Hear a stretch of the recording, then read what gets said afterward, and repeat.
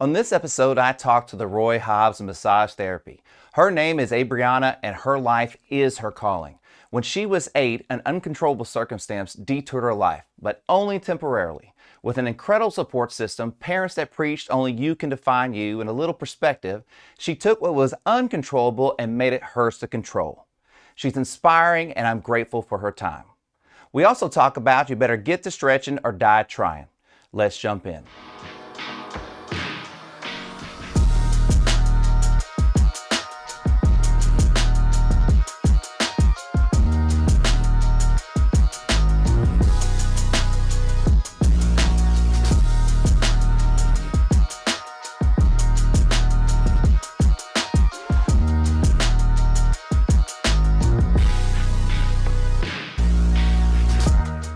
Hey, everybody. Welcome to Moderately Good Podcast.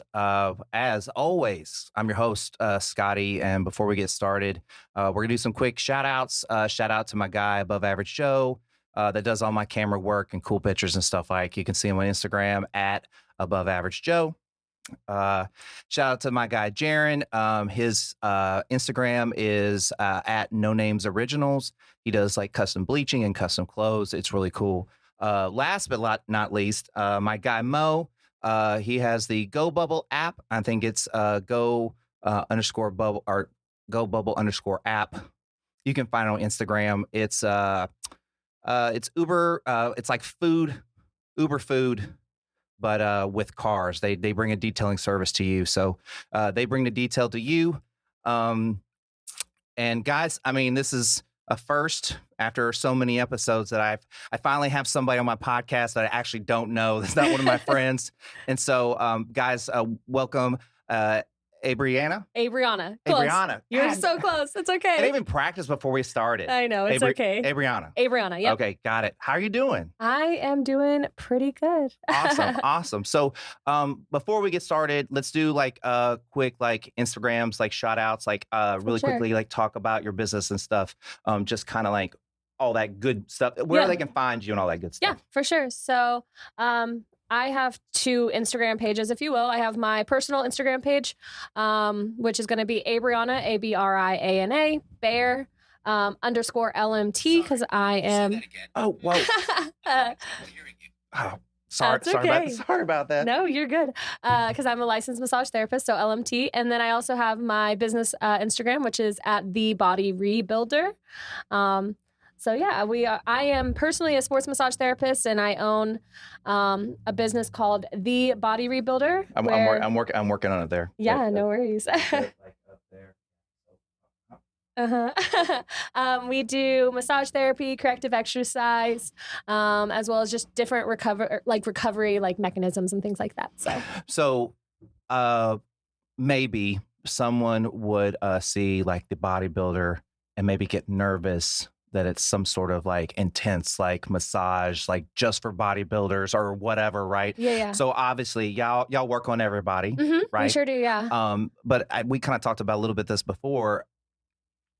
What I think is really cool is you work on a lot of bodybuilders too, right? I do, yeah. That is, I would say, like my main clientele would be bodybuilders, and that's just because of the location I'm in. But they go in there. Like they don't just go into the gym and leave. Yeah. Right? They actually give you a chance and like go in there, right? Yeah, so, yeah, definitely. Absolutely. Yeah. So, but just everything that I've learned by working on bodybuilders, I've realized I can relay into people that don't even work out. Maybe they run, or maybe they, hike for their fitness. But yeah, for the most part, I work on bodybuilders the most. So, and we also kind of chit chat about this a little bit that in the idea of traditional lift, a lot of bodybuilders use a lot of traditional lift, but even somebody that's not maybe super experienced at working out also uses traditional lift. Right? Yeah. So you probably see a lot of similarities between the bodybuilders and your just regular clients, right? Yeah, I mean, I see a lot of similarities between, bodybuilders and people that don't even work out. It's just because we live in a very straightforward world, and the fact that we literally live in a forward-facing world, and we also live in a right-handed world. So regardless if you're a bodybuilder or just a regular person that doesn't work out, not that that's regular or not, but a person that doesn't work out, A lot of the similarities are the same just because we're always moving forward and we're always standing upright and, we all sleep laying down. And so a lot of our daily patterns that we do the most are the same. And so a lot of the things cross over regardless if you work out or not. So what is okay? What are the things that I'm going to take a guess and then you tell me if I'm wrong or right. Okay. Okay. Some of the things you work on the most: shoulders, necks, like shoulder neck area, like lack of mobility through T-spine. Yeah, definitely. Yeah, okay. That's one of them for sure. Low back. Yep. Right. 100%. Knees. People having like bad knees. So I don't work directly on the knees. Not directly on the knees, but like with knee pain. Yeah, for knee sure. Pain. Sorry. Mm-hmm. Knee pain. Yeah, for sure. Feet pain. Yeah, definitely. Yeah. So that's everybody. Yeah, right. For sure. It's everybody. Yeah, absolutely. Right. So what are just like some we'll say like 3 or 4 things that just somebody can do on their own without seeing you yet that would just benefit them tremendously? Because like as I get older, I mean, I'm really into mobility. Yeah, cool. I'm really into being able to like sit down and stand up and squat down and crawl. And I mean, it's crazy. Like I went from being a 25-year-old that was very vain to a 45-year-old that like just I want to be able to pick my daughter up without hurting my back. Yeah, you know what I mean? Sure, definitely. So what are some things that some people can do that really would benefit them before they come see you? Because they're going to come see you, but just like on the way there, right? For sure. So first of all, don't overcomplicate movement. People always try to overcomplicate things. They're like, am I doing this right? Am I doing this wrong? And whenever you start moving differently, don't overcomplicate it. Just do something different than what you're already doing. Right. So since we, again, like I said, live in that forward-facing world, why not try to move a lateral direction or move in a rotational direction or look behind you or lift your arms up in the sky? Different things that you don't normally do. So if you sit at a computer all day or drive in the car, whatever it may be, do something opposite, rotate open, etc. So that would be number 1. Number 2 would definitely be spend more time on the ground, especially if you're younger, and continue to spend time on the ground. And so just go a little bit further. When you say spend time on the ground, sure. what do you mean? Yeah. So do you mean like be barefooted and like that too, but mostly literally like spend time with your body close to the ground. So I'm talking about learning how to, if you're in a sitting position, stand up without using your arms, or learn how to,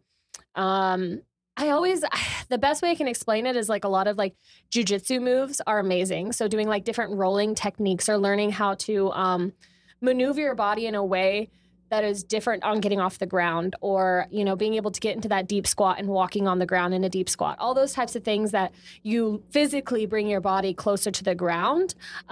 It's just huge for longevity of like your joints, because whenever you're in a deep squat or whenever you're on the ground, and having to get up and down, all those things, you're engaging your entire body as a whole.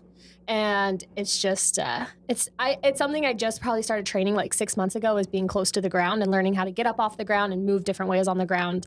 And it's changed the way I function, the way I walk, the way I do everything. So it's definitely, also like, it's kind of exciting. Yeah, for sure. Do you know what I mean? Especially like, as you get closer to my age, the ability of trying to do those things and like, it makes you feel like a little kid. It makes you feel young. Would that be fair to say? Yeah, definitely. I would definitely say it makes you feel young, but also it just,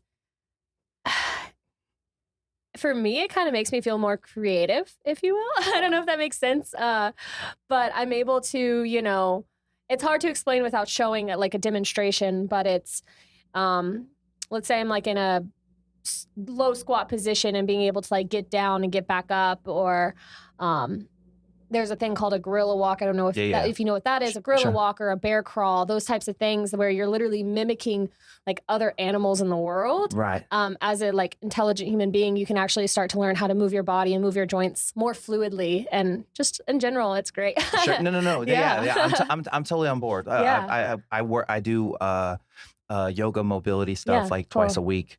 I do a lot of multiplane workouts and things like that. I add a lot of that in, and I do a little bit of traditional lift as well. Yeah. I was going to say another thing about being on the ground too is, things like you were mentioning, like being able to get down on the ground and play with your kids, with being able to get up quickly. Like, let's say you're sitting on the ground with your kid and they run off and they're going to go grab something they're not supposed to. And it's going to take you a minute to get off the ground because you're not mobile enough to, you know, or just the small things that you're able to do.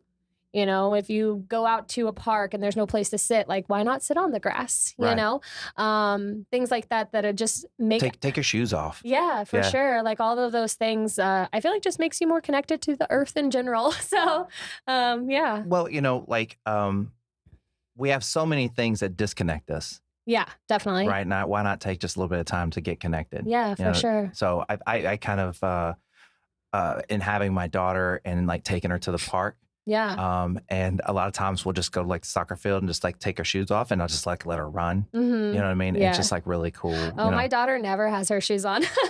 It's actually like a bad habit to the point where like me and my husband will literally forget shoes when we go somewhere.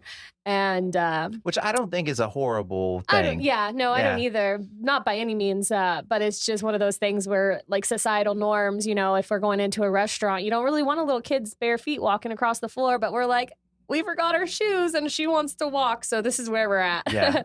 I mean, it happens. Yeah, so. yeah, absolutely. So, one last thing. What do you, I'm sure you preach like a lot of water, right? Drinking water is super important, right?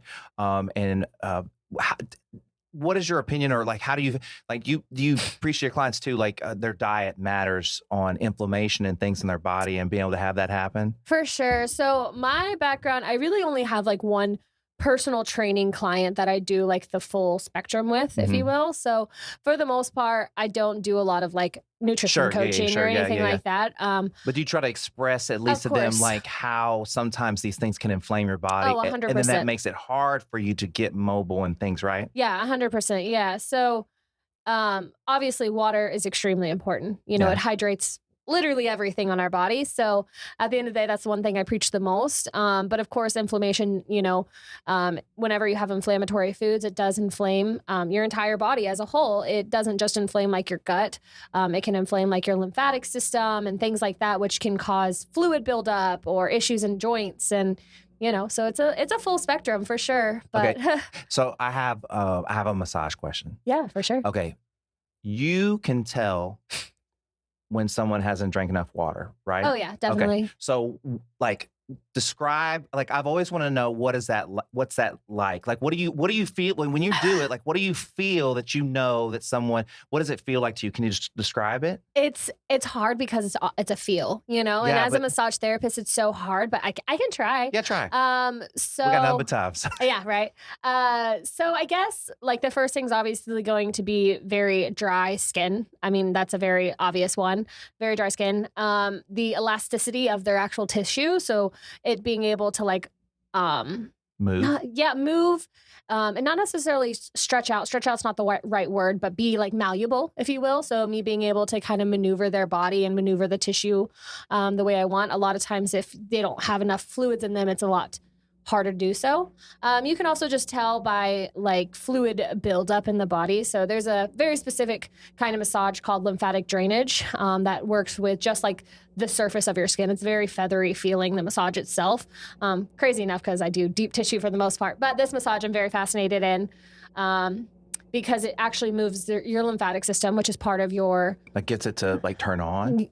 So it helps support it. Okay. So it's never turned off. Nothing in your body really ever turns off, but it does help support it. So it helps move it a little bit more. Like let's say there's fluid build up. Yeah. Okay. So makes it more responsive. Yeah, maybe. Exactly. Okay. Yeah, that's a good way to put it. More responsive. And so you can definitely tell when fluid's just not moving, especially during like seasonal allergy times. People get a lot of fluid buildup right under here where their like tonsils are, or like they get inflamed lymph nodes right in here. You can kind of see people's faces kind of drop during the like flu season or allergy season and things like that. You can kind of see those things kind of happen because of the natural inflammatory response our body has. So if you don't drink enough water, though, is what I'm getting at, is a lot of times those areas will also kind of start to inflame because they're trying to kind of keep up with everything that's going on, right? Yeah. Cool. Yeah. Okay. So that's a lot. so it made me think of one more question. Yeah, for sure. have you noticed anything about people that maybe have had COVID or anything? Like, have you noticed like a difference in their bodies? Just out of curiosity. So not necessarily just with COVID, but anybody that gets sick, you definitely notice. Anybody that's been through anything, to be honest, trauma is a big one that I notice the most. Anybody with a lot of trauma. And when you say trauma, like physical trauma or mental trauma? All of the above. Really? So, I mean, even I feel like even certain sickness, if you get COVID really bad, that's trauma. Sure. You know, it's trauma to your lungs, it's trauma to your sinuses, things like that. So really any kind of trauma, any sickness that you get, if you get the flu really bad or strep really bad, those are all traumas in the body. Your body responds to them the same way, right? It tries to protect you, or your immune system flares up, things like that. So whenever those things happen, your tissues also get tighter. Right. So let's say something mentally happens, that really brings you down. Stress. Right. That's why everyone's like, I carry my stress. I don't know. I yell out stress like it was like that's answer number one. Like, no, that's okay. I don't know, depression maybe. Yep, like depression, or like let's just say you're really busy at work and it stresses you out, and everyone's like, I hold so much stress in my upper back and my traps, and it's just because that's where literally people hold stress in their body, and so. Yeah, that was a long tangent, but no, that's okay. It's okay. Yeah. And with tangents, it's kind of what we do around here. So I guess it's like totally fine. So in addition to all this great knowledge and this great personality, you also have a special skill or tool that you use, right? For doing massages. Because you post about this on your Instagram. Oh, okay, yeah. I was like, wait, what? so kind of talk quickly. What's your special tool that you have? I guess I wouldn't call it a tool because it's a part of me, but I'm sorry if I misspoke. No, it's okay. Well, that's why it confused me for a second. Yeah. I was like, I use cupping. I was like scraping. Let me think about it. No. So yes, I did talk about this. The fact that I don't have fingers, or I don't have all of my fingers. So my right hand, I am right hand dominant, so that helps the most. I feel like, and that's. I feel like for deeper tissue, that is, I'm able to have just stronger hands in general. I mean, because people don't know this, like massaging is really hard on your hands. Oh, yeah. So massage is known as like the 7-year career, where people literally get into massage school and 7 years later, they are looking for a new career because they're broken down. In the sense that, we have our thumb, like the saddle joint in our thumb. A lot of massage therapists, those tend to give out, and people use their thumbs because they're the strongest. They're like the most stubby, if you will, the biggest joints.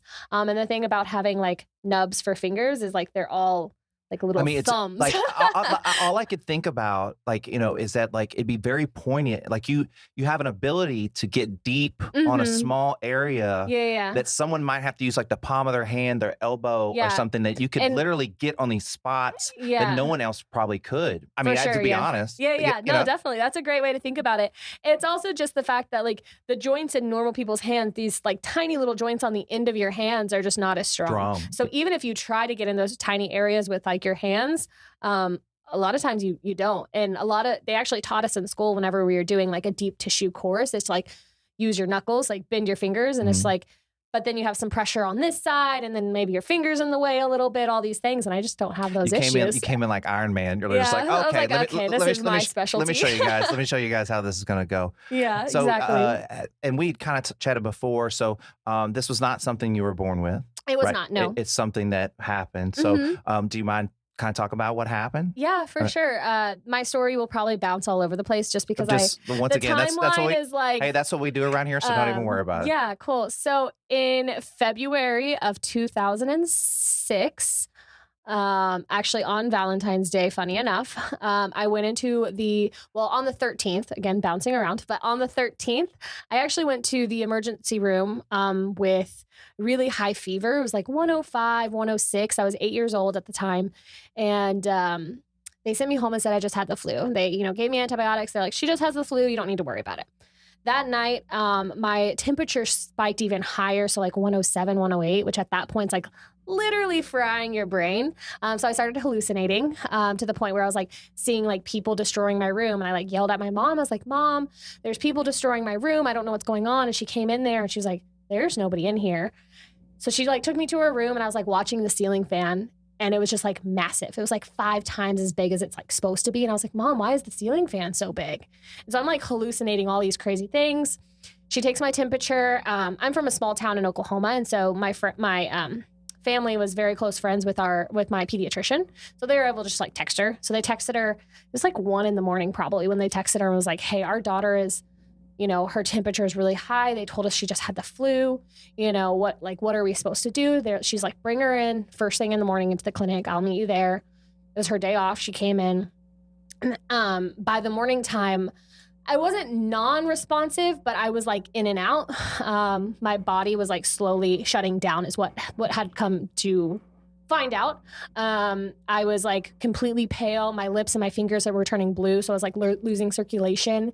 I actually remember this very vividly because I remember being pulled out of my car, my family's car, and being sat onto a bench, and the people at the front desk were like, "No," and just called an ambulance right away. And at that point, I remember being put into the back of the ambulance and then like knocking out. And then when I did wake up, it was like 3 weeks later. Oh, no way. Yeah. So I was put into an induced coma in the emergency room. So I was obviously I had gone to the clinic and they put me in an ambulance and took me to the emergency room. I was put into an induced coma in the emergency room.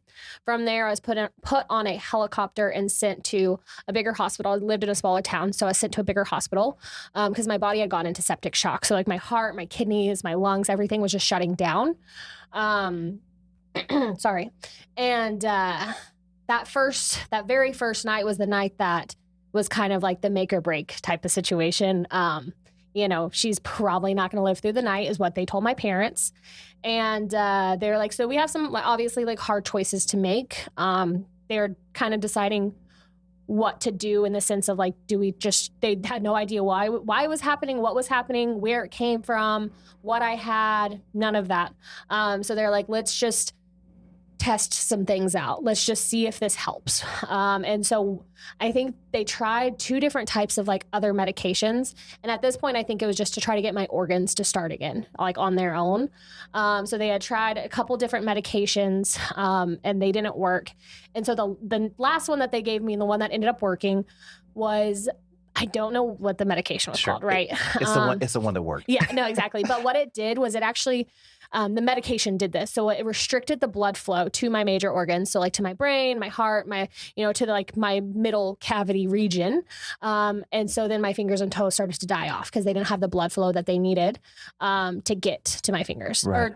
So the circulation was just being restricted. Originally the damage, if you will, was actually supposed to be my arms and my legs. So I would say I'm very blessed. Yeah. Yeah, for sure. I remember waking up from the coma, and so this is about 2 or 3 weeks later. Again, timeline's kind of all over the place, but at that point when I had woken up, they had taken me off that medication, and so my body had started working on its own again. I still had like a catheter and random things in like that to help with certain situations going on inside, like internally, to get like my organs working again. But other than that, I had looked at my fingers, they were like purple and blue. And I remember like telling my mom specifically, I was like, "No, I can feel them. I know I have fingers under there," under like these black, like it was gross to think about, but and I'm assuming that's just kind of what was left of your nerve endings that could feel, or even was it like a ghost feeling? It was ghost feeling. Yeah. Wow. It was phantom pain is what it was. Okay. So I was like, even though they hadn't amputated my fingers yet, I just like, I could feel them, feel them, but it was just my body or my brain's telling me that there was still something there, something signaling. They were trying to signal there. They explained to me, hey, we're going to have to amputate your fingers and toes, all of these things. They were still working on trying to get my temperature down. For some reason, my body was still having issues with a temperature. I don't remember exactly why. So I was in the hospital for another good, probably 2 weeks after I'd woken up from my coma. So but after I actually got the surgery, I'd been in the hospital about a month to like a little over a month in the PICU. So like the pediatric intensive care unit. My birthday's on February 27th. So I spent my birthday in the hospital. My mom's birthday's on February 24th. So I spent my mom's birthday in the hospital. I went in on Valentine's Day. And I don't remember exactly when I got out, but they did end up amputating my fingers. I think it was like 3 or 4 days after my birthday. So sometime into March. And then was still in the intensive care unit for a little while longer until they could, because they did end up doing the surgery with my temperature still elevated because they needed to, for some reason, they needed to do it right away. So finally my temperature came down. I went to a normal floor. And then from there, I went to rehab. I went to a rehab hospital for another month to relearn how to walk, how to write, how to, use my hands in any way possible. Was that tough? Uh, Well, okay, so my assumption is that like kids are kind of jerks, and that it would have been really hard to be 8 years old and have this stuff happen. But you said that wasn't the case. You said your parents, they were the ones that really helped you kind of do that. So talk about that. Yeah, for sure. So, well, first of all, yes, losing your fingers and toes at 8 years old is very difficult. Sure. But children are resilient. And so I think a lot of the things that happened to me definitely happened for a reason. But there was while I was in the rehab center, or the rehab hospital, that is, I refused to look at my hands or feet. I refused to look at my hands for, I think, 3 weeks, and my feet for another 3 months. Wow. My mom, she would take pictures of them on a little Polaroid, and she'd put them on the wall next to me so I could see them without actually having to see them. So that was kind of my mom's way of showing them to me without, and it was from a distance, she was like, I won't do it super close. Yeah, she's not trying to torture you or anything. Yeah, no, exactly. She just wanted me to try to work through these things. And I would just every time, so they obviously have to change the dressing on my feet and on my hands, and I would always make them put a pillow over my face so I wouldn't see them. It was definitely, looking back on it, it was definitely hard for me at that time.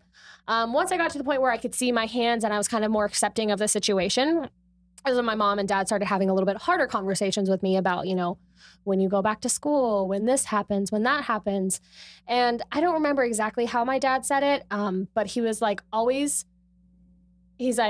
just not make a joke out of it, but always kind of accept what people say as their own thing. It's not, you don't have to own what. You don't have to receive what they're saying. Yeah, you don't have to own their thoughts. Those are their thoughts. Yeah, right. Exactly. And so luckily, again, I was in a small town, so my entire, not super small, but smaller, but my entire elementary school knew I was in the hospital, right? I had been gone. They were sending me letters, and my teacher at the time, I loved her. I love her. She's still here, but she would come visit me in the hospital, and she would help keep me up with homework or help, do whatever needed to be done. And so she drove an hour and a half to be there because it wasn't in my hometown. So she would drive once a week to come do homework with me, or to make sure that I wouldn't have to be held back a grade, which was amazing because, she didn't get paid for that. She'd come on the weekends. Yeah. So of course she prepped the class about, that I was going to look my hands were going to look different. And then, there was a kid in my grade, and not going to name him, but there was a kid in my grade that also came. His mom was a teacher at the school. She was a 4th grade teacher. I was in 3rd grade when it happened. She was a 4th grade teacher, and she would drive her son almost every single day, if not every other day, to Tulsa. And he would sit in the room with me and watch TV, or we'd play games together, or, all these different things. And, then the school decided that they would allow me to go to her 4th grade class because she also had been there a ton, right. And she had known my parents really well. So it was one of those things that I just had a lot of support, especially from elementary school. And so when I was in elementary school, I really held on to those people.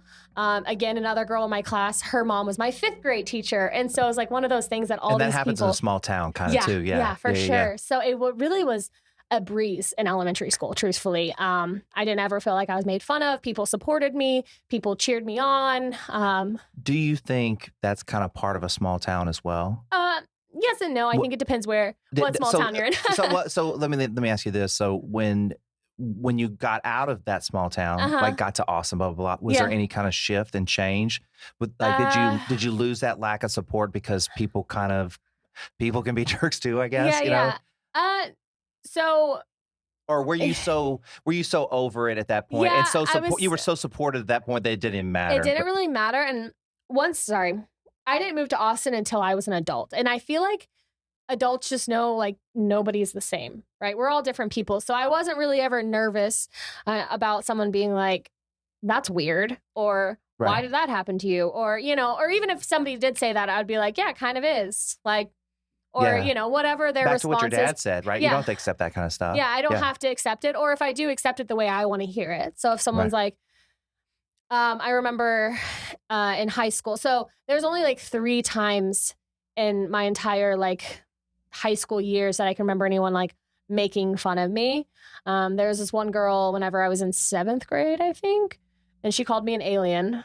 And so that's not very good. It was like, it could be better. Yeah. And I told my sister about it. I have 2 older sisters, and my middle sister is the one that she's really tough. She is very outspoken. She will speak her mind to anybody. She will stand up for anybody. She's a fighter. And so she was just like, she said, no, confront her. She's like, confront her, see what she says. And so is that your personality? Oh, no, not at all. But at the time, again, I had some really supportive friends. And so of course, again, 7th grade, me and my little friend go and we sit by her. And I said, did you call me an alien? And she goes, and she like couldn't talk to me. She couldn't admit that she had said that, And so I was like, okay. I was like, I just wanted to make sure. And I just like kind of left her alone. Yeah. And then she ended up apologizing to me like a year later. But I was like, it's totally like, it's fine. Yeah. And you were probably fine like at that moment. Oh yeah. Like once you just like, you're like, hey, I just want to confirm that you did this. Yeah, for sure. Now I'm good. Because I know who you are. I know who you are now. Yeah. It's 7th grade. But right. I didn't even like, I don't even know the reason behind why I wanted to go confrent her. I think it was more empowerment. Because you're in 7th grade. Yeah, I was like, it's more empowerment for me. And your sister's egging you on, it sounds like. Yeah, for sure, exactly. And then other than that, whenever I was in high school, one guy, again, all high school stuff, but one guy was like, oh, I'd never date her because she doesn't have fingers. And I was like, well, that's good. I'm in a 4-year relationship, so... Or you're like, I don't date ugly people, so we're even. Exactly. I'm kidding. For sure. But it's kind of one of those things like, something like that that's just so unnecessary. Right. You know what I mean? Like I wouldn't date her because she has like blonde hair or whatever. Yeah, exactly. It's like, why do you need to bring that up? It was more for their attention, right? And so that's another thing. It's self-serving very much. Yeah, for sure. And that's another thing my parents had always taught me is that, again, other people's opinions of you are of them, not of you, right? It shows who they are. So even if someone says, oh, you're an amazing person, I look so much up to you. I could be an amazing person, or I could be a horrible person. Their opinion of me, though, is still theirs, right? And same with when somebody says something negative about me. If people say something negative about me, that's, again, a reflection of them. It's not really a reflection of me. Right. Unless I'm, a horrible person, which I try not to be. Right. But, well, I mean, I kind of use it as these kind of like check marks. If someone kind of says something about me or whatever, I go, well, am I that? For sure. And then I go, nope, I'm not. So, and then I don't worry about it. But if it's like, oh, well, I've never thought of it from that angle. Maybe I should just check that behavior and make sure. Like but I like you, I'm trying to be a good person. For sure. Right? Yeah. I mean, that's what we're supposed to be doing, right? Yeah, definitely. So, and I mean, we're never perfect, right? Right. I'm definitely blessed for the people I've had in my life too, because they've always been willing to check me, if you will, and just been like, that's not really you. Why are you acting that way? And I've always been like, yeah, you're right. Right. And so it's one of those things that you also have to be willing to be aware and self-assess yourself and be like, wait, is this person saying something that could possibly be true? And yeah, that's, I feel like, where I've learned the most, like, about myself too, is being able to receive things that I feel like are either true or not true about me, and either not change, but adapt to those things. Sure. Or, not receive things if I know it's not true about me. And so that kind of was the same thing that led into, like, if someone would say something about me not having fingers or it being weird or something like that, which hasn't happened in so long. But I feel like I just drug up like this memory. I apologize. No, it's okay. No, I just think, I mean, your attitude is just so awesome. Well, thank you. And like, other people are going to have other things that they're going to have to overcome. Oh, for sure. Yeah. And everybody's got their thing, and that thing is important to them. Yeah. Your definitely. stuff is important to you. Their stuff. Yeah. But like, it's all about attitude. I mean, like, it's just like, I have so many, like, I have other questions. No, that's okay. For sure. Just really, really quick one. Was there any thought process around that? Like, hey, if a career that would speak to me would be a massage therapist based on this journey that I took? Or no? Am I just totally off base? So it's weird because I have this weird thing that I feel like the universe talks to me. So We talked a little bit about it. Yeah. So, but like whenever I was in the hospital, every single night I asked my mom to give me a back massage. She would always give me a back massage. I loved back massages when I was in the hospital. And then whenever I was like in my long-term relationship in high school, I was in a very long-term relationship in high school. My big thing, like my gesture of love was I always gave hand massages. I don't know why, but it was something I just always did. I loved to give people hand massages, like my best friends, my boyfriend at the time, random people in class that were like, oh, my hand hurts or whatever. Like I always gave people hand massages and I never put that puzzle piece together. And whenever I came down to Austin and I didn't know what I wanted to do with my life, I'd actually never gotten a real massage before. I'd only ever gotten them for like my mom and giving them to random people. Yeah. And I also knew I loved like my nubs being massaged, which is like random. But so I went and got like a real massage. And then from then on, I was like, this is what I'm doing. I'm going to be a massage therapist. And so, yeah. I think the beautiful irony of that is that you would think to be, I'm not saying anybody with fingers are bad massage therapists, but that, you would need your hands. Right. But like the beautiful irony of it is like your hands are perfect for that job. Yeah. You know and what I mean? I never really put that puzzle piece together at all. Even when I was in school, even when I got out of school, it wasn't until like probably a year and a half ago when I actually found the niche that I'm in now, which is again, like the bodybuilding, powerlifting, like fitness enthusiast realm. I never really knew that my hands gave me like an advantage, if you will, until one person just said, I've gotten a lot of deep tissue massages before, but none like this. And they're like, and I think it's because you don't have fingers. And I was like, huh. Now, did you know this person well? Yeah. Okay. I was just curious because like, I mean, that would be very bold for a random person just to be like, hey, you know what I mean? So for the most part, a lot of my clients are very, obviously they know I don't have fingers for the most part, unless they're brand new.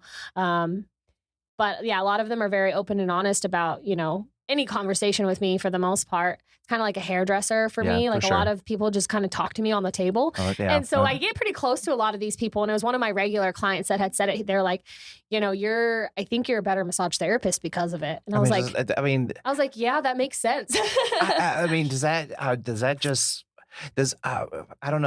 give you like a full heart? Does it make the circle complete? Like for you, like I would think it would, right? Like, yeah, definitely. It's crazy because growing up, there were times that I was like, man, I wish I could go get my nails done, like before prom. Sure. Or, before a big event or something like that. There was always times where like, oh man, I really wish I could do that. But as I've gotten older and kind of stepped into like who I am as a person, I am not somebody that wants to get my nails done. I don't even think that would be fun. Right. Like that does not look enjoyable to me whatsoever. So at the same time, I'm like, man, this thing that I have has made me successful at something I'm super passionate about. Yeah. And like, how can you be mad at that? You know, like you can't be. It's so awesome.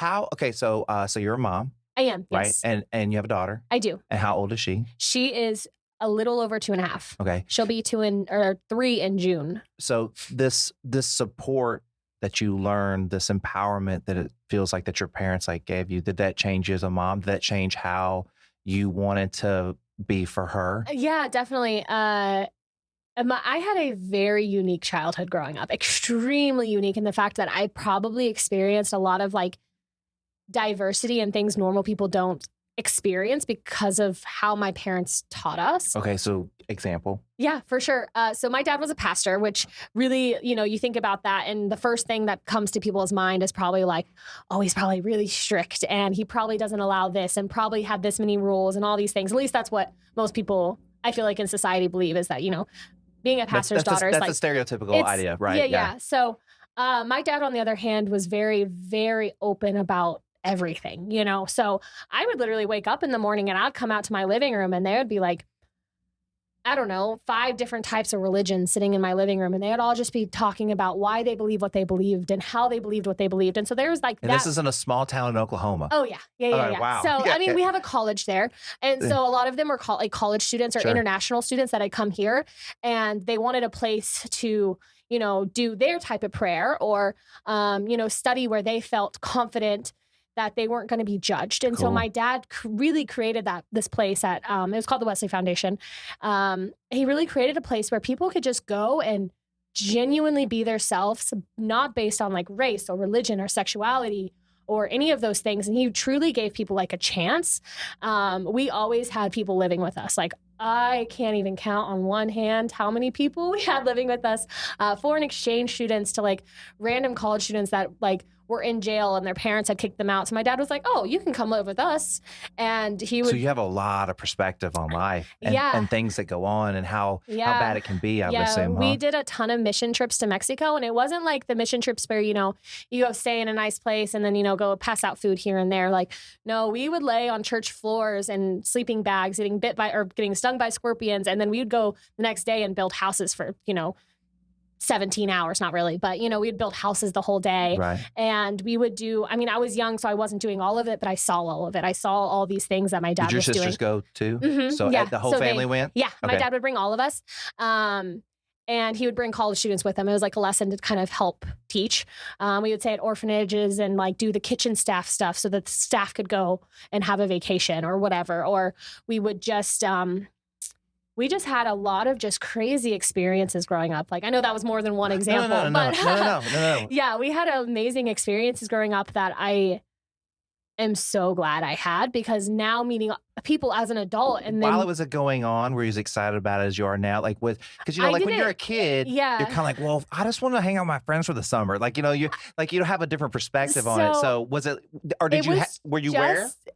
So it was just normal for me. It wasn't something that I was like, oh, I wish I was at home. And it wasn't something that I was like, oh, this is crazy. This is just like what my family did. And I didn't realize that other families didn't do these crazy things that we did. You thought it was like that everywhere. Yeah, 100%. I thought that it was just normal that, you know, we always had people in and out of our house. Like I have so many brothers and sisters. It's insane. And they're not from blood. They're from my dad bringing them in and helping them, you know, get past something. There's like one guy in particular that he came in, he went to jail for something, probably drugs or something like that. And my dad took him under his wing, gave him a job, told him, you know, I'll help you get through college and I'll help you do things. And he's successful now. He's a paramedic. He has kids. He's married, you know, doing really well for himself. But he was part of my life from the day that I was like 2 years old until I graduated high school. Right. And he didn't live with us that whole time, but he was always around. He was my soccer coach at one point. He would pick me up from school, take me places. He would babysit me. You know, and so it was like one of those things that like I had a lot of people like that, though, not just him. He was just like the biggest example because he was in my life for so long. There was a guy very specific. He was from Burundi, Africa, and he had gotten to the United States and needed a place to live. And so he like came to live with us, and he had this insane backstory. Just in general, I don't really want to tell his story, but an insane story just in general of like war and things that he had seen. And so I also learned about his life and what he had been through. And so it's just like so much like diversity in my life.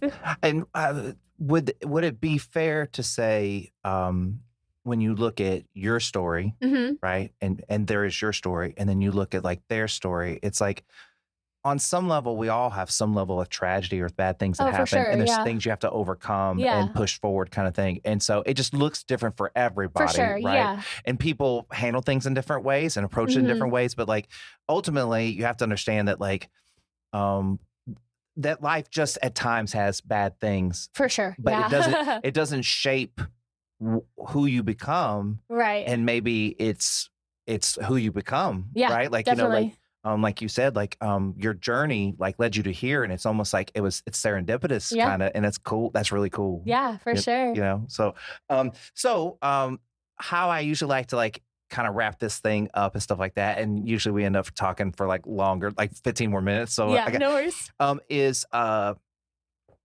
My whole focus and goal is to kind of just get people to just put more moderation to their life. Yeah. And so there's a lot of techniques that a lot of people use, a lot of different things. So I was just kind of curious, and I'm just based on our conversation, I'm sure that you have like tons of stuff you do, but what do you do personally to like keep balance in your life and keep your life moderated, not get caught up in too much stuff in one direction, so that you can be like a good mom, good wife, and all that good stuff? So I would say there's like two big ones that I do every day. The first one is I practice always this is so cliche to say, but it's true.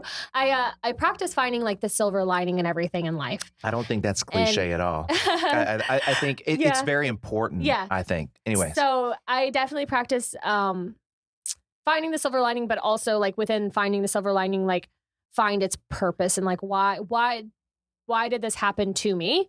And did it actually happen to me or did it happen for me? Right. Oh my God, it's so awesome that you said that. Like, that's one of my big things. Yeah. And the fact that you said it is so awesome. That it's a mindset. For sure. Yeah. Of that, like things are happening for you. Yeah. It's that easy, right? Mm-hmm. It's that easy to just go like, this is happening for me. Yeah. This will create a positive. It might not feel like this in the moment. Yeah. But this will create a positive, right? Anyways. No, it's okay. I actually kind of just branching off that a little bit more.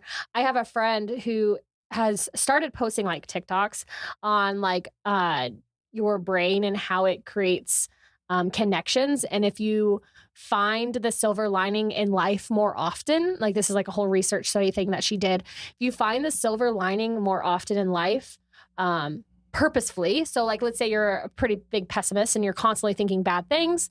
And then you start finding the silver lining, you can actually completely rewire your brain. And those things actually help with things like dementia and Alzheimer's and things like that in the long run, because again, I don't know the exact study on it, but it was crazy. She was saying like the way that you're finding the silver lining and creating these pathways are like in the frontal cortex maybe.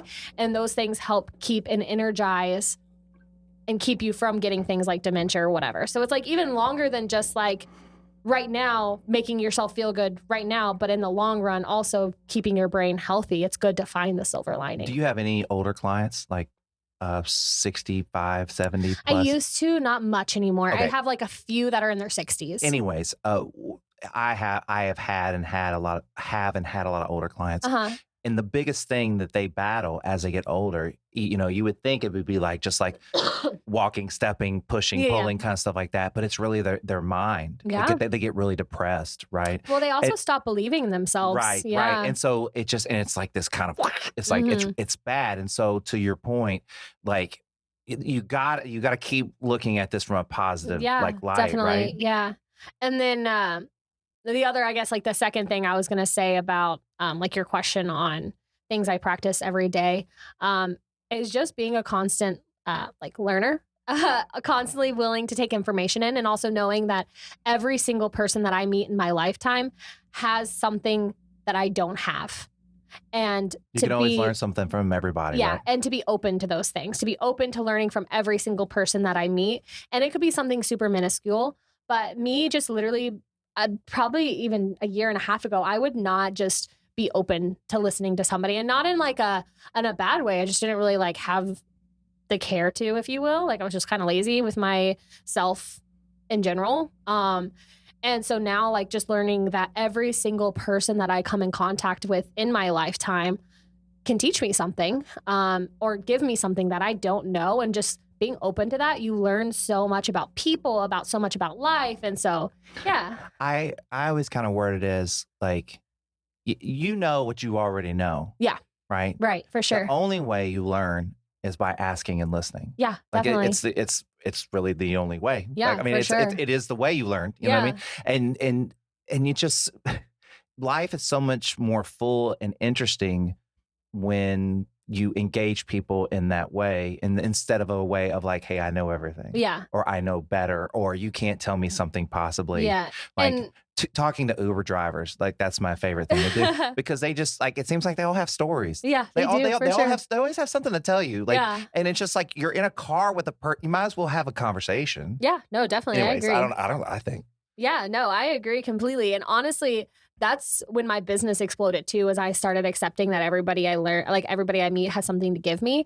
Because when I very first started trying to get like my business to grow, I was like, I know everything. I don't want to hire somebody else because they're not going to be as good as me. And I had like this almost like, I'm too good, I'm so good, right? mindset. And the second that I like let go of that and like let go of like my ego, if you will, and I was just like, no, everybody can teach me something. I can learn from everybody. I became so much better, and my business took off even more. Did you become happier? Oh yeah, 100%. I love that you're saying all the things that I kind of always say. So it's like, cool. It's all perfect. I mean, it's great. So let me ask you this. So this newfound power that you have, how does that help? It's got to help with your husband, right? With communication with him and like. Yes and no. I mean, everybody has their things. I mean, course. Yeah, of course. We definitely try. Me and my husband, we met in 2016. We dated for about a year, broke up for a little while. This kind of a boring timeline. But the moral of the story is whenever we got back together, like the second time, we got pregnant right away on accident. Obviously, we had only been together again for like 2 months. And then we got married like a month before, or like not even a month, like 2 weeks before my daughter was born. We bought a house together. We tried to do a small farm together. Then we bought a second house together, and then we moved together. And we've just done so much that honestly, up until this past year, both of us like had to stop and take a look, and we were like, wait, we need to work on us. Yeah. And it's not even that we were having issues. It was just that we weren't connected about it. We had been bouncing back at like so much through life. So much chaos, yeah, right? So much chaos in our life just because it all happened so fast that now we're actually being able to take a step back and like we're going on date nights and we're doing different things together that we never really did because we were not only were we thrown into like a marriage together, we were also thrown into like parenting together, and throwing those two things together like just right away can be a lot if you don't take the time to step back and like learn about each other and learn about, things that maybe upset each other or different things. So yes, like these things do help in like communication help in my marriage, but they didn't really until this past year when we actually started to work on them. Right. So let me maybe guesstimate a little bit. Yeah. Like the pandemic kind of made that happen a little bit, right? Because it probably stopped a lot of the. You couldn't kind of do anything in the chaos world. Yeah. You got stuck to kind of like, okay, well now we're together, so let's work on this. Yeah. Maybe no. Yes and no. So during the pandemic is when me and my husband had a small farm. So we had goats and chickens, and so we were milking goats, and we were learning how to make cheese, and we were doing all these like things, and then we were also remodeling our house. So we were redoing the floors, and so we had always just been doing things together. Which, yes, we did learn about a lot about each other during that time, in the sense that we're really good at working together on projects. We're amazing at working together on projects, and we're really good like teammates in that kind of sense. Like we do everything together. Great. Yeah. So we definitely during the pandemic, that's what we learned about each other is like. We're really good at working together on like a thing. But just like digging deeper into like communication skills or like us being able to like talk about how we feel or, especially right now, my mom passed a couple weeks ago. And so I'm kind of also learning how to grieve because I've never lost anybody this close to me. And he's having to learn how to support somebody that's grieving. And so that's also like, I think as we go through life, we're always going to have to learn about each other and learn different things that happen, Yeah. So yeah, it's always learning. Yeah, we're always learning. Well, when I was going to wrap this up, I was going to I was just going to say, hey, like I know you lost your mom. Yeah, I'm sorry for your loss. Thank you. Like, I do appreciate that. We don't know each other. I sent you a text when I kind of like found out, just because like, and it sounds like, you had amazing parents that were really involved. So I'm sure that had to been like, tough on you. Yeah, you know what I mean? For sure. As a kind of like a small like dedication to your mom, would you like to just kind of talk about something maybe she taught you or the one thing that kind of means the most to you, like kind of in her memory? Oh, there's so many. Well, you can do one. You don't have to pick one. No, that's okay. I was picking one because I just didn't want to like be too like I didn't know how fresh it felt to you. So I was like, maybe just one. But if you want to share more, share more. It's okay. Yeah. So I think the one thing that I will always like hold with me about my mom, or like the really like these things are they're funny because it's like the small things that like whenever I was a kid, I was like, well, that's stupid. But now that I'm an adult, I'm like, oh yeah, this is great. And that your mom, is it? Yeah. Help too, I guess. Yeah. So, well, this one's like not even necessarily that she helps me with, but like something that I'm obsessed with now that I'm adult is like baskets. Whenever I was a kid, my mom always gave me baskets for everything.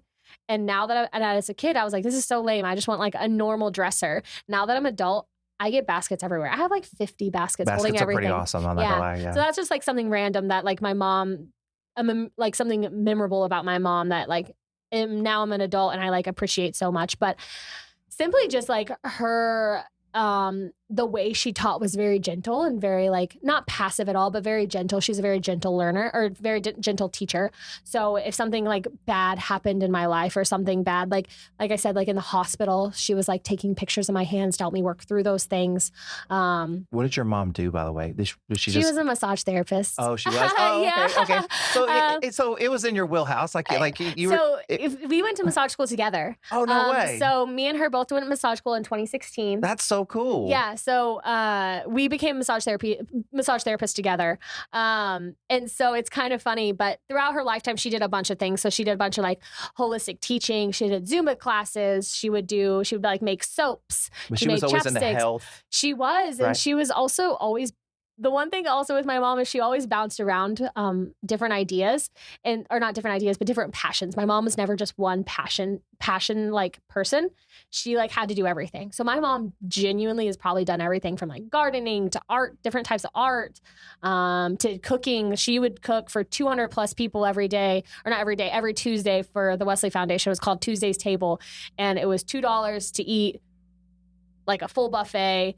And it was just a place that college students could go to eat for cheap. Oh, that's awesome. And she would make all the meals for that. Wow. And then she would hold like dance classes, or she would do, again, like the soap making, the chapsticks, and I would like sell them to my friends. And so she was just such a passion-led person, and everything, like something she'd find interest in, she would learn. And then she'd find interest in something else and she would learn. And so kind of back to like the lifetime learning, I definitely feel like I got that from my mom. Yeah, that's cool. That's real cool. What do you think? Did you have a good time? Yeah, for sure. Yeah, like is it something like would you do again? Like sure, definitely. Yeah, I mean, like I'm sure. I mean, we could dig into just being a mom. Yeah, you know 100%. I mean, I'm a little bit behind you as far as like age of my daughter, but I mean, it's just like I'm just mind blown all the time. I love child development. It's one of those things. I don't know a lot about it in the sense that like I don't study it, but everything that just I read, observing though, right? Observing, and everything that I read, I have like a rhyme and a reason behind why I do what I do with my daughter and when I do it and how I talk to her and how I don't. And purposeful. So, yeah, very intention, purposeful. Yeah, right. Like for sure. I think.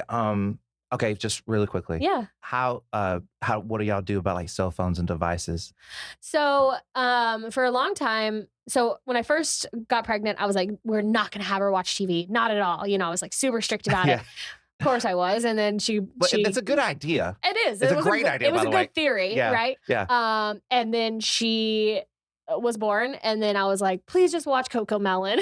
Yeah. Please just watch it. I just need a minute. I just need 5 minutes. You know. Yeah. And so for a long time, I got actually into a really bad habit of letting her watch way too much TV, in the sense that I was like, every morning at lunch, this time, like literally she was probably watching like 3 to 4 hours of TV sometimes a day. And like, I Is feel it like, and now was it TV or on like a iPad? TV. Okay. So it was like on our TV in the living room. And that would be like while me and my husband were like cooking dinner or doing this or doing that. I'm guilty of that, by the way, too. Aren't we all? My girlfriend is way better about not letting her do stuff like that. Yeah. But I'm very much that's like, okay. TV's great. Like, you know, like, but I'm trying not to. Anyways, yeah, go ahead. and it's totally fine. But other than that, like I actually was doing a ton of research on TV in general and like children's developing brains with TV. So one of the studies that I read was, especially like Coco Melon or like those shows that are very flashy and very singy, and like I learned that like the actual clip itself that lasts only, I think it's like 3 seconds each. So if you watch different kids shows, they will last like 3 seconds each, and then it'll flash to the next thing, and then flash to the next thing, and then flash to the next thing. And that's obviously to keep kids engaged. And in theory, you're like, oh yeah, that's a great idea. Right. But that flashing from thing to thing to thing is developing in the child's brain and actually causing chaos. So that's why a lot of times whenever you try to turn off those TVs, the kids will like melt down and they'll start screaming because all they want to do is keep watching and keep watching. It's like a strobe light almost, kind of, yeah, right? Like and so it causes, hypnotic, right? Yeah, and so it causes this like chaos in the brain, because what they're seeing is literally chaos, like just blinking and blinking and blinking. And so I actually completely stopped doing shows like that are like blinking shows, if you will, and only started doing like 30 minutes max a day of very calm shows, the ones that are just like very neutral tones, as well as like they don't flash all over the screen. It's just like a storyline. And there's like this person I follow on Instagram. I don't remember her name, but she has like a list, a B list, and a C list, and then like so forth of shows. And, you know, she'll also say, you know, I do let my kid watch Cocomelon sometimes if, you know, I really need to get something done. And, you know, but she's like, that's like once a month type of thing. It's not every single day. And so just like everything, it's intention, like, right? moderation and being, you know, intentional with like what you're doing. And so that's just kind of what I started paying attention to. And the second I took away the TV for like 2 days, she was really fussy and really mad. But the second we took it away, we saw amazing results with the way that she was as like a tiny human, and the fact that she was having more of imagination. She was like playing on her own more. She like didn't constantly self-soothe. Yeah, like, well, just like playing on her own in general. Like she would genuinely like go to her toy closet. She would pull something out. She would just play with that thing. And then I was like, okay, time to put it away. She would genuinely put it away, and she'd put it away happily. And then if she wanted another thing, she'd get that one thing out. And then now she's learned how to like get one thing out, put that one thing away, because like I've taken the time to actually like sit down with her and do those things. But also she just is like way more independent. Like we'll walk into like the living room for like folding laundry or something like that, because we lock off her house. So she's kind of allowed to go wherever it's baby proofed. And so we'll walk into the living room and she'll just be playing in her dollhouse for an hour just by herself, just happy as could be. And like, you don't see that with many kids nowadays. And I feel like a big reason is because of like TV and stuff, is it causes this chaos where they need to go to the next thing, to the next thing, to the next thing, because that's what TV teaches them. Well, and devices just in general. Yeah, right? For sure. So I'm going to assume like y'all aren't doing devices maybe. So she has a Kindle, and we bought that Kindle when we were big into TV. She does have a Kindle that we will, if like, for example, we went to Oklahoma this past weekend and, you know, we let her watch TV in the car. It's kind of like a special event almost, for right? sure. And then like occasionally if she's like, I want to play a game, we'll do something where it's like a drawing game or a matching game. And it's crazy because there's like this one game where it's like there's 3 different size wagons and then 3 different size fruit. And you have to drag like the big one to the big wagon, the little one to the little wagon, and so forth. And it's like a learning game. And it's cool watching her do those things and actually learning on like a device, right? And those are the kinds of things that we would do like on a device, or all like learning things or developmental things. Sure. So, just like once again, intentional. being intentional. Like, you know, what I've noticed, and you've kind of already spoke to this, but like, the more selfless you can be with your kids, the better they're going to be, right? Yeah, just like put your own ego aside of what you think, and just like try to be intentional with them. It's super important, right? Yeah, definitely. So anyways, let's do one more quick shout out to all your stuff. So like, so all your Instagram, Facebook, websites, anything you want to shout out real quick? Sure. Yeah. So you could find us on Instagram and Facebook at The Body Rebuilder. And then that's Instagram and Facebook. And then through there, you can find my page pretty easily. You know, the person on the page. So yeah, it's pretty easy to find me. I won't type out all of mine. But other than that, if you're wanting to find me in Austin, I work out of House of Gains in Georgetown. It's just a big gym, bodybuilding gym up there in Georgetown. And then online, it's just www.thebodyrebuilder. And it's rebuilder. A lot of people think it's bodybuilder, but it's body. I think I said that. Did I say Possibly, that? I don't know. Anyways, but it's body rebuilder. Rebuilder, yeah. Because the idea is like we're rebuilding the body, right? So I think it's genius, by the way. When I saw it, I thought it was so awesome. Oh, thank you. Yeah. So it's thebodyrebuilder.com. And so, yeah, you can look us up on Google, Facebook, Instagram, all of that jazz. Very cool. Yeah. So usually, because I usually know everybody a little bit better, when I get out here, I usually give people hugs. Are you cool with a hug? For sure. All right, push your mic. You can push your mic out there so you don't have to like dodge around it. Cool. Thank you so much for doing this. I appreciate it. Hey, everybody. You can find this and a lot of other cool swag on amgpstore.com.